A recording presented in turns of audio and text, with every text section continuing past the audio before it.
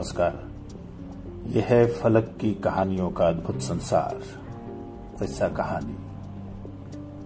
मैं हूं मंजीत ठाकुर और फलक क्लासिक्स में आज आपको सुना रहा हूं मशहूर लेखक गजानन माधव मुक्तिबोध की लिखी कहानी ब्रह्म राक्षस का शिष्य।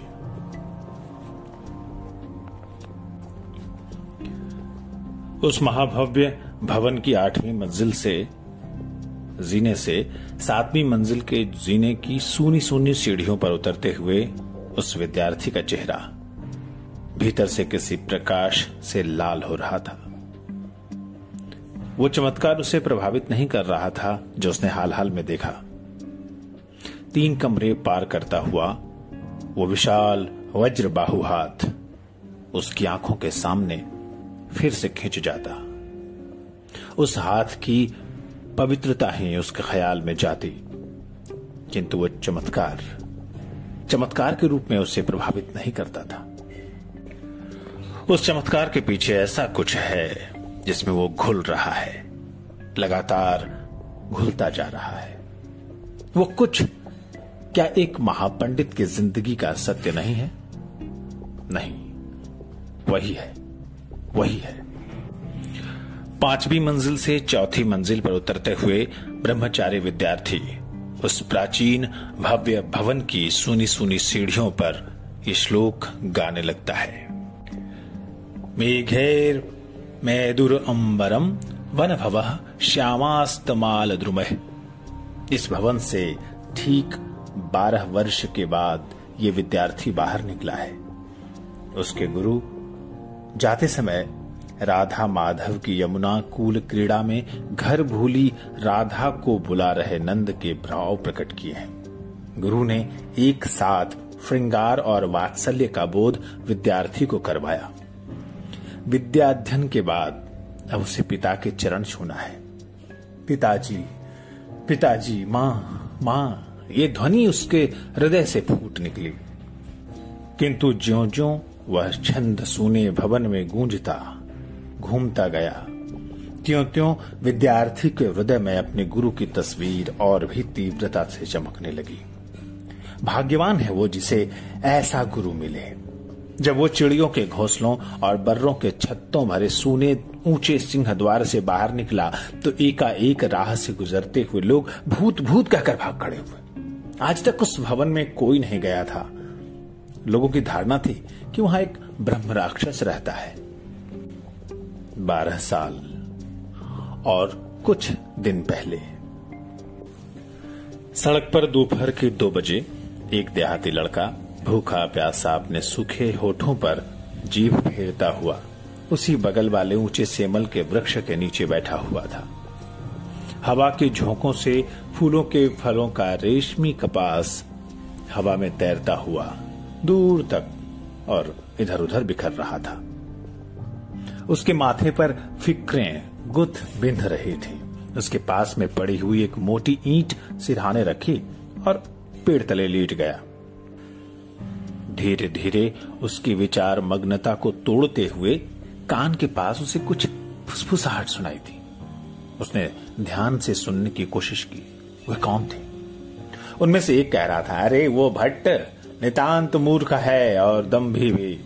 मैंने जब उसे ईशा वास्योपनिषद की कुछ पंक्तियों का अर्थ पूछा तो बौखला उठा। इस काशी में कैसे दम्भी इकट्ठे हुए हैं? वार्तालाप सुनकर वो लेटा हुआ लड़का खट से उठ बैठा। उसका चेहरा धूल और पसीने से म्लान और मलिन हो गया था, भूख और प्यास से निर्जीव। वो एकदम बात करने वालों के पास खड़ा हुआ, हाथ जोड़े, माथा जमीन पर टेका, चेहरे पर आश्चर्य और प्रार्थना के दयनीय भाव। कहने लगा, हे विद्वानों, मैं मूर्ख हूं, अपढ़ देहाती हूं, किंतु ज्ञान प्राप्ति की महत्वाकांक्षा रखता हूं। हे महाभागों, आप विद्यार्थी प्रतीत होते हैं, मुझे विद्वान गुरु के घर की राह बताओ। पेड़ तले बैठे हुए 2 बटुक विद्यार्थी उस देहाती को देखकर हंसने लगे। पूछा, कहां से आया है? दक्षिण के एक देहात से। पढ़ने लिखने से मैंने बैर किया तो विद्वान पिताजी ने घर से निकाल दिया। तब मैंने पक्का निश्चय कर लिया कि काशी जाकर विद्याध्ययन करूंगा। जंगल जंगल घूमता, राह पूछता मैं आज ही काशी पहुंचा। कृपा करके गुरु का दर्शन कराइए। अब दोनों विद्यार्थी जोर जोर से हंसने लगे। उनमें से एक जो विदूषक था कहने लगा, देख बे, सामने सिंह द्वार है, उसमें घुस जा, तुझे गुरु मिल जाएगा। और ऐसा कहकर वो ठठाकर हंस पड़ा। आंगन से दिखने वाली तीसरी मंजिल की छज्जे वाली मुंडेरे पर एक बिल्ली सावधानी से चलती हुई दिखाई दे रही थी। उसे एक जीना भी दिखाई दिया, लंबा चौड़ा साफ सुथरा। उसकी सीढ़ियां ताजे गोबर से पुती हुई थीं, उसकी महक नाक में घुस रही थी। सीढ़ियों पर उसके चलने की आवाज गूंजती, पर कहीं कुछ नहीं। वो आगे आगे चढ़ता बढ़ता गया। दूसरी मंजिल के छज्जे मिले जो बीच के आंगन के चारों ओर फैले हुए थे। उनमें सफेद चादर लगी गद्दियां दूर दूर तक बिछी हुई थी। एक और मृदंग, तबला, सितार, अनेक वाद्य यंत्र करीने से रखे हुए थे। रंग बिरंगे फानूस लटक रहे थे और कहीं अगरबत्तियां जल रही थी। इतनी प्रबंध व्यवस्था के बाद भी उसे कहीं मनुष्य के दर्शन नहीं हुए और न कोई पैरों की आवाजें सुनाई दी, सिवाय अपनी पग ध्वनि के। उसने सोचा शायद ऊपर कोई होगा। उसने तीसरी मंजिल पर जाकर देखा, फिर वही सफेद सफेद गद्दियां, फिर वही फानूस, फिर वही अगरबत्तियां, वही खाली खालीपन, वही सूनापन, वही विशालता, वही भव्यता और वही मनुष्यहीनता। अब उस देहाती के दिल में से आह निकली, ये क्या, ये कहां फंस गया? लेकिन इतनी व्यवस्था है तो कहीं कोई और तो जरूर होगा। इस ख्याल से उसका डर कम हुआ और वो बारामदे में से गुजरता हुआ अगले जीने पर चढ़ने लगा। इन बारामदों में कोई सजावट नहीं थी, सिर्फ दरियां बिछी हुई थीं, कुछ तैल चित्र टंगे हुए थे, खिड़कियां खुली हुई थी जिनमें से सूरज की पीली किरणें आ रही थी। दूर से ही खिड़की के बाहर जो नजर जाती तो बाहर का हरा भरा ऊंचा नीचा माल तलैयों पेड़ों पहाड़ों वाला नजारा देखकर पता चलता है कि ये मंजिल कितनी ऊंची है और कितनी निर्जन। अब वो देहाती लड़का भयभीत हो गया। ये विशालता और निर्जनता उसे आतंकित करने लगी। वो डरने लगा, लेकिन वो इतना ऊपर आ गया था कि नीचे देखने से ही आंखों में चक्कर आ जाता। उसने ऊपर देखा तो सिर्फ एक ही मंजिल शेष थी। उसने अगले जीने से ऊपर की मंजिल चढ़ना तय किया। डंडा कंधे पर रखे और गठरी खोसे वो लड़का धीरे धीरे अगली मंजिल का जीना चढ़ने लगा। उसके पैरों की आवाज उसी से जाने क्या फुसलाते और उसकी रीढ़ की हड्डी में से सर्द संवेदनाएं गुजरने लगती। जीना खत्म हुआ तो फिर एक भव्य बारामदा मिला, लिपा पुता और अगरू गंध से महकता हुआ। सभी ओर मृगासन व्याघ्रासन बिछे हुए। एक और योजनों विस्तार दृश्य देखती खिड़की के पास देव पूजा में संलग्न मनमुदी आंखों वाले ऋषि मनीषी कश्मीर की कीमती शाल ओढ़े ध्यानस्थ बैठे थे। लड़के को हर्ष हुआ। उसने दरवाजे पर मत्था टेका, आनंद के आंसू आंखों में खिल उठे। उसे स्वर्ग मिल गया। ध्यान मुद्रा भंग नहीं हुई तो मन ही मन माने हुए गुरु को प्रणाम कर लड़का जीने की सर्वोच्च सीढ़ी पर लेट गया। तुरंत ही उसे नींद आ गई। वो गहरे सपनों में खो गया।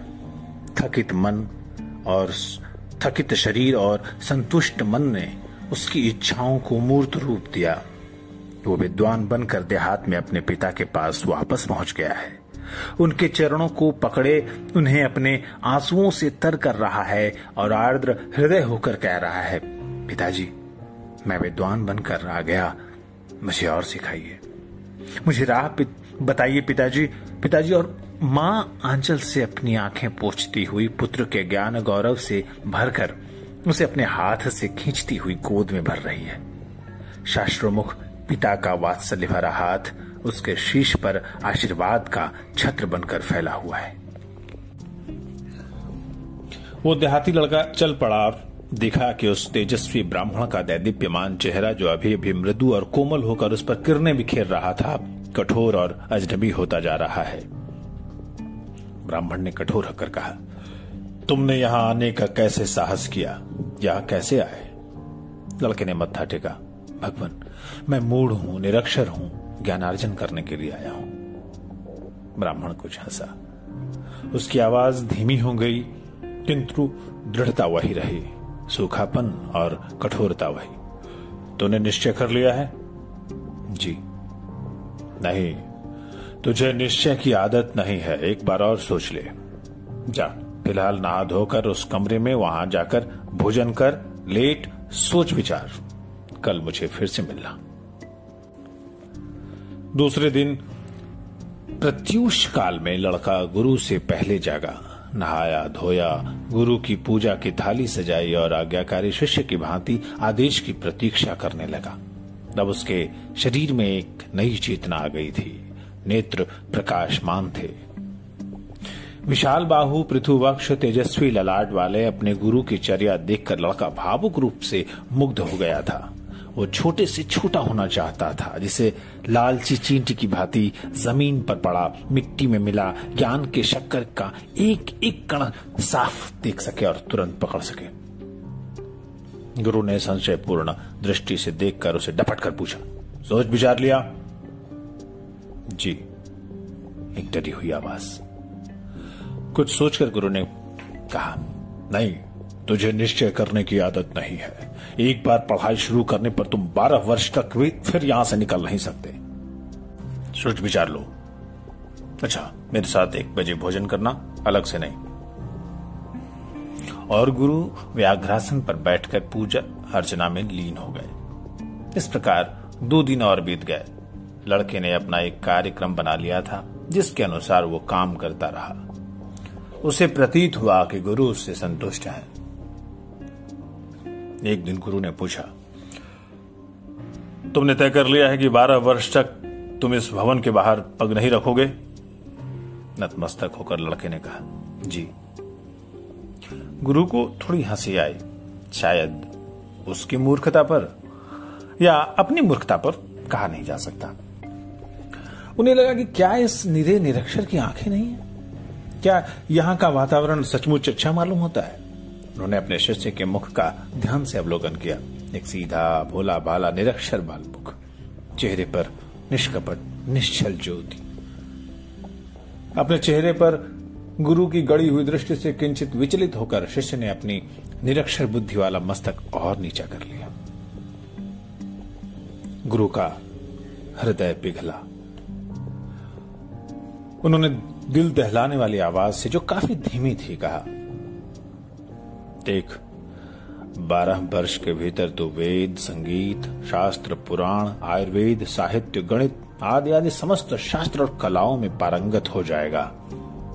केवल भवन त्याग कर तुझे बाहर जाने की अनुज्ञा नहीं मिलेगी। ला, वो आसन ला, वहां बैठ।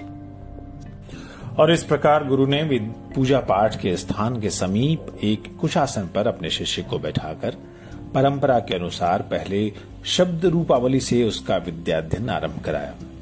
गुरु ने मृदुता से कहा, बोलो बेटे, रामः रामो रामाः। और इस बाल विद्यार्थी की अस्फुट हृदय की वाणी उस भयानक निसंग शून्य निर्जन वीरान भवन में गूंज गूंज उठती। सारा भवन गाने लगा, रामः रामो रामाः प्रथमा।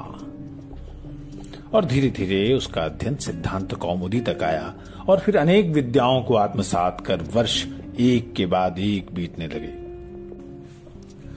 नियमित आहार विहार और संयम के फलस्वरूप विद्यार्थी की देह पुष्ट हो गई और आंखों में नवीन तारुण्य की चमक प्रस्फुटित हो उठी। लड़का जो देहाती था, अब गुरु से संस्कृत में वार्तालाप भी करने लगा। केवल एक ही बात वो आज तक नहीं जान पाया, उसने कभी जानने का प्रयत्न भी नहीं किया, वो ये कि इस भव्य भवन में, गुरु के समीप, इस छोटी सी दुनिया में यदि कोई व्यक्ति नहीं है तो सारा मामला चलता कैसे है। निश्चित समय पर दोनों गुरु शिष्य भोजन करते। सुव्यवस्थित रूप से उन्हें सादा किंतु सुचारू भोजन मिलता।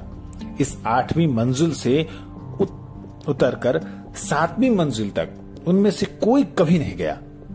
दोनों भोजन के समय अनेक विवादग्रस्त प्रश्नों पर चर्चा करते। यहां इस 8वीं मंजिल पर एक नई दुनिया बस गई। जब गुरु उसे कोई छंद सिखलाते और जब विद्यार्थी मंदाक्रांता या शार्दूल विक्रीडित गाने लगता तो एकाएक उस भवन में हल्के हल्के मृदंग और वीणा बज उठती और वो वीरान निर्जन शून्य भवन वो छंद गा उठता।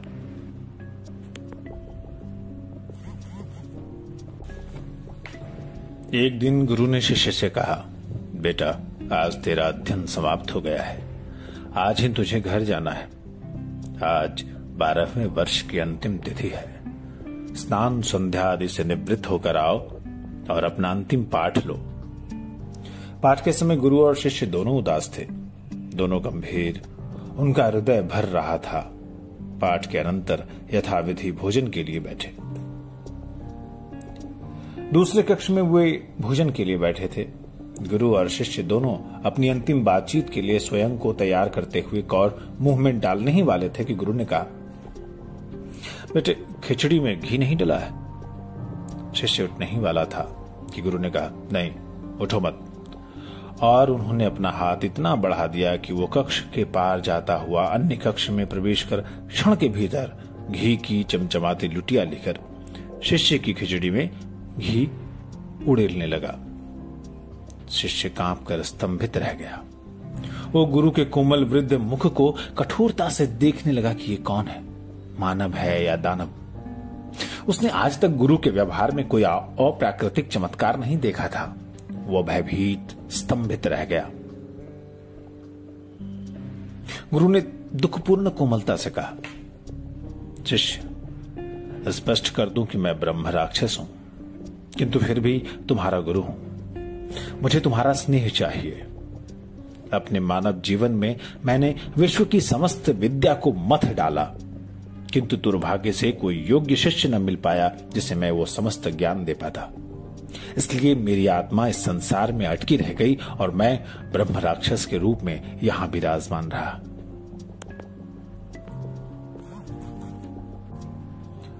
तुम आए, मैंने तुम्हें बार बार कहा लौट जाओ। कदाचित तुम में ज्ञान के लिए आवश्यक श्रम और संयम न हो, किंतु मैंने तुम्हारी जीवन गाथा सुनी।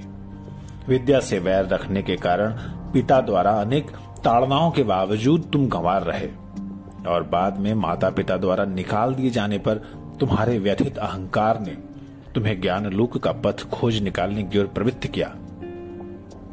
मैं प्रवृत्तिवादी हूं, साधु नहीं। सैकड़ों मील जंगल की बाधाएं पार कर तुम काशी आए। तुम्हारे चेहरे पर जिज्ञासा का आलोक था। मैंने अज्ञान से तुम्हारी मुक्ति की। तुमने मेरा ज्ञान प्राप्त कर मेरी आत्मा को मुक्ति दिला दी। ज्ञान का पाया हुआ उत्तरदायित्व तो मैंने पूरा किया। अब ये उत्तरदायित्व तो तुम पर आ गया है। जब तक मेरा दिया तुम किसी और को नहीं दोगे, तब तक तुम्हारी मुक्ति नहीं। शिष्य आओ, मुझे विदा दो। अपने पिताजी और माँ जी को प्रणाम कहना।